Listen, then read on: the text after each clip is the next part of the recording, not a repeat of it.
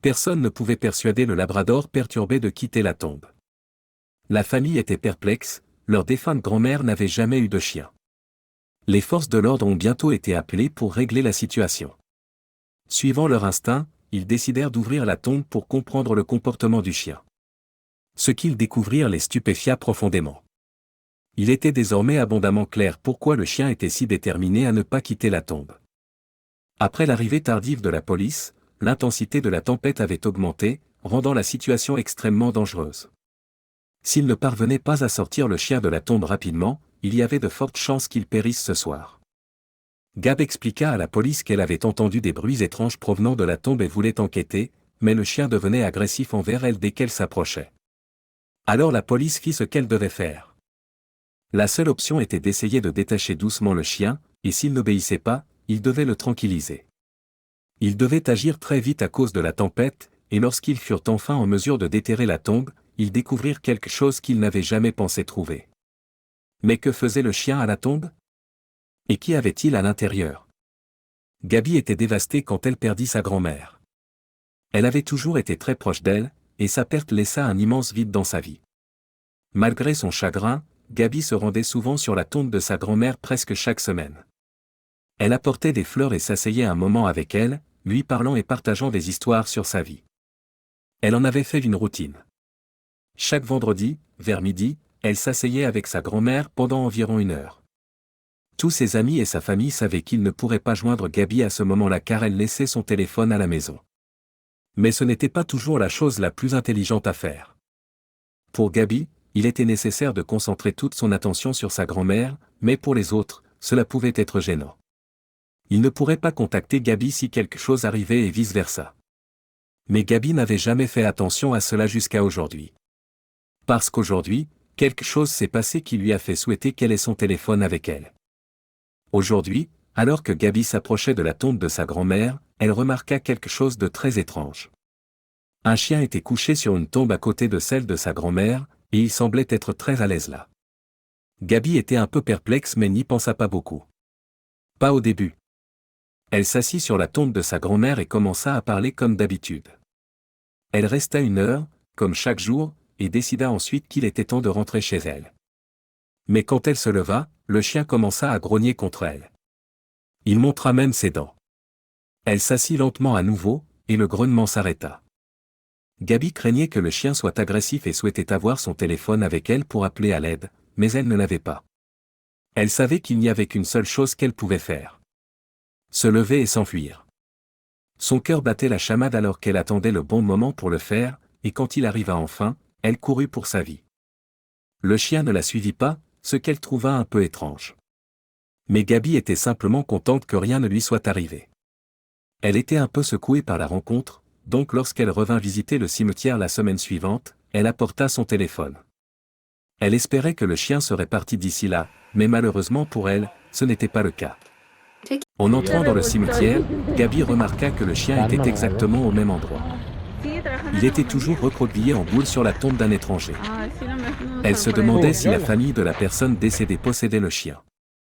Elle contourna le chien en un grand écart et s'assit sur la tombe de sa grand-mère. Une grosse tempête se dirigeait vers l'endroit où habitait Gaby, donc elle savait qu'elle devait faire vite cette fois-ci. Il annonçait beaucoup de pluie, et comme le cimetière est à côté d'une rivière, elle pourrait déborder. Elle avait terminé sa visite et était en train de sortir du cimetière quand quelque chose l'arrêta. La vue du chien, toujours recroquevillé sur une tombe, la fit s'arrêter net. Et si ce chien ne partait pas à temps pour la tempête? Ça pourrait mal finir. Il pourrait attraper une hypothermie, par exemple. Et même si le chien n'avait pas été très gentil avec elle, elle ne pouvait pas supporter de le laisser seul. Ainsi, elle décida d'essayer de détacher le chien de la tombe. Elle se précipita au magasin et acheta des friandises pour chien. Quand elle revint, le chien était toujours au même endroit, mais il avait commencé à dégoûter. De petites gouttes de pluie tombaient du ciel. Il ne restait plus beaucoup de temps.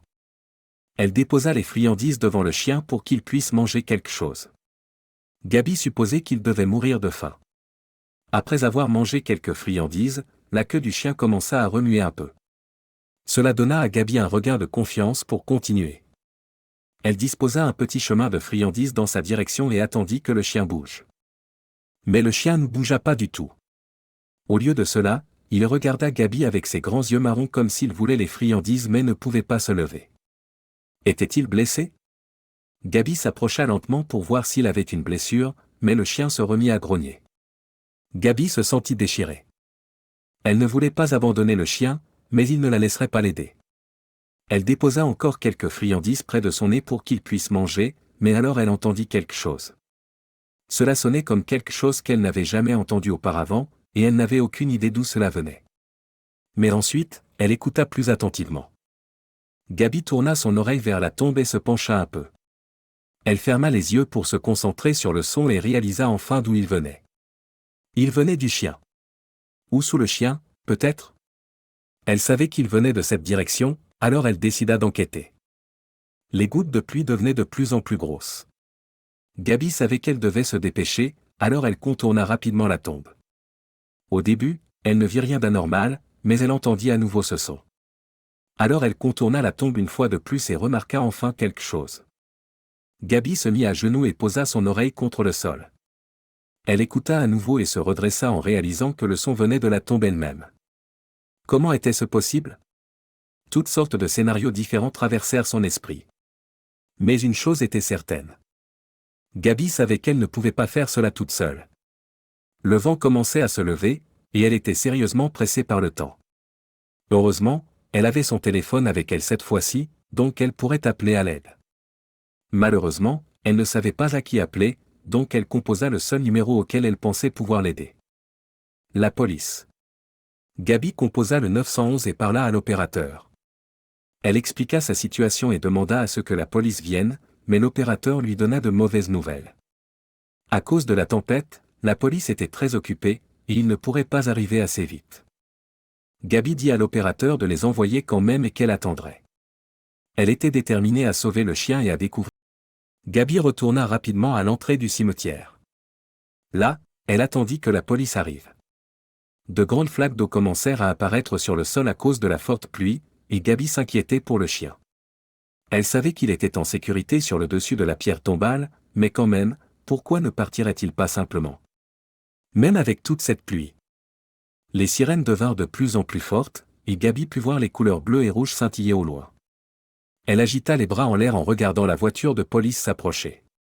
2 policiers sortirent du véhicule et se dirigèrent vers Gaby. Elle expliqua rapidement ses préoccupations, mais leurs réactions ne furent pas comme elle s'y attendait. Les policiers ne comprenaient pas pourquoi elle faisait tant de bruit pour un chien sur une tombe, mais ils acceptèrent de la suivre quand même. C'était leur devoir, après tout. Quand ils arrivèrent à la tombe, l'un des agents essaya d'attirer le chien loin, mais comme Gaby leur avait dit, le chien ne bougea pas d'un poil. Cela suscita l'intérêt des policiers. Et quand Gaby leur parla du son étrange venant de l'intérieur de la tombe, elle vit leur expression changer. Soudain, les hommes commencèrent à lui poser différentes sortes de questions, et ils échafaudèrent différentes théories. Mais rien ne s'avéra être correct. Tous étaient trempés à présent, et le sol était devenu boueux à cause de toute la pluie. Soudain, Gaby entendit à nouveau le son étrange, et elle en informa l'un des policiers. Ensemble, ils mirent leur oreille sur l'herbe mouillée et écoutèrent attentivement. Il entendit aussi le son mais suggéra quelque chose à laquelle aucun d'entre eux n'avait pensé auparavant. « Ouvrons la tombe, dit-il avec confiance. » Mais Gaby fut choquée par sa suggestion. Comment pouvait-il creuser la tombe d'une personne comme ça? N'était-ce pas illégal? Mais elle savait au fond d'elle que c'était leur seule option. Alors, elle regarda l'autre policier, qui n'avait pas prononcé un mot depuis leur arrivée. L'autre policier soupira et hocha la tête. « Je vais chercher les pioches, dit-il. » Gaby ne pouvait pas croire ce qu'ils allaient faire. Son cœur se mit à battre la chamade alors que l'autre policier revenait avec 2 pioches. Elle se sentit soulagée qu'ils ne s'attendent pas à ce qu'elle creuse avec eux. De cette façon, elle pourrait surveiller le chien à la place. Ils essayèrent d'abord de soulever la pierre tombale, mais réalisèrent rapidement qu'elle était trop lourde tant que le chien était dessus. Mais alors qu'ils tiraient et tiraient sur la pierre, l'un des policiers remarqua quelque chose qu'il n'avait pas vu auparavant. Il cessa soudainement de tirer et commença à creuser à côté de la tombe. Gaby regarda les policiers creuser à côté de la tombe. La pluie avait cessé de tomber à présent, mais le sol était toujours mouillé et détrempé. Chaque trou que les policiers creusaient se remplissait rapidement d'eau. Et à mesure que le trou se remplissait d'eau, Gabi pouvait voir les visages des policiers devenir de plus en plus stressés. Elle pouvait voir que les policiers savaient ce qui se passait, mais ils refusaient de lui dire. Alors Gabi resta dans l'obscurité, ce qui la rendit inutile. Elle resta là avec le chien, regardant deux policiers faire tout le travail. Les policiers devenaient plus sales à chaque mouvement et accéléraient rapidement le rythme.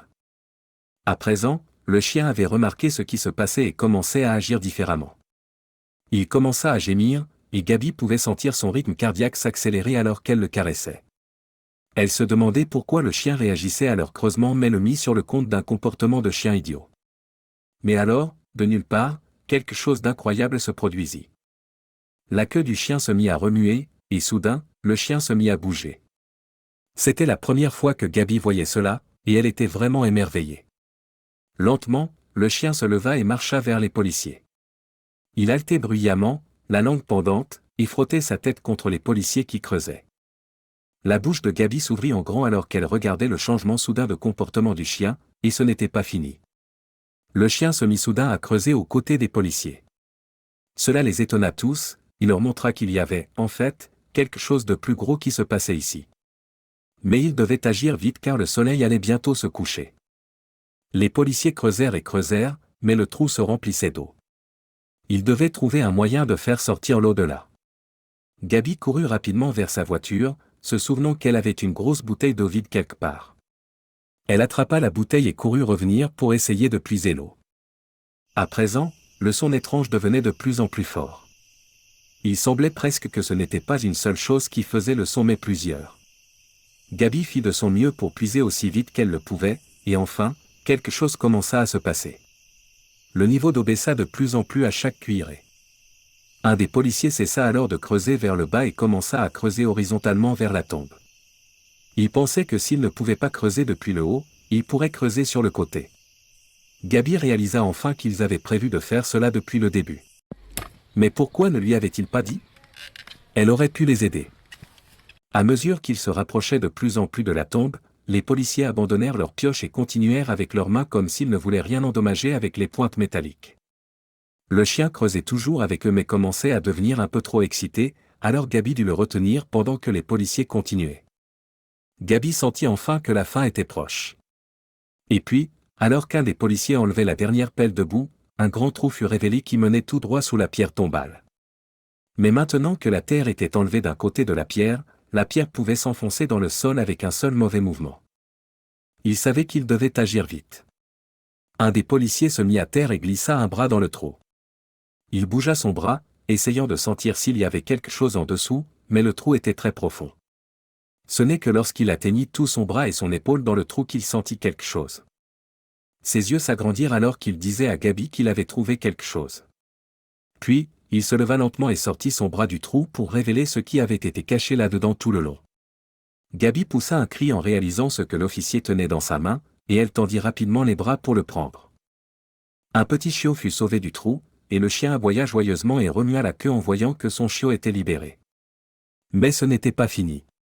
L'officier mit son oreille près du trou et put entendre plus de chiots.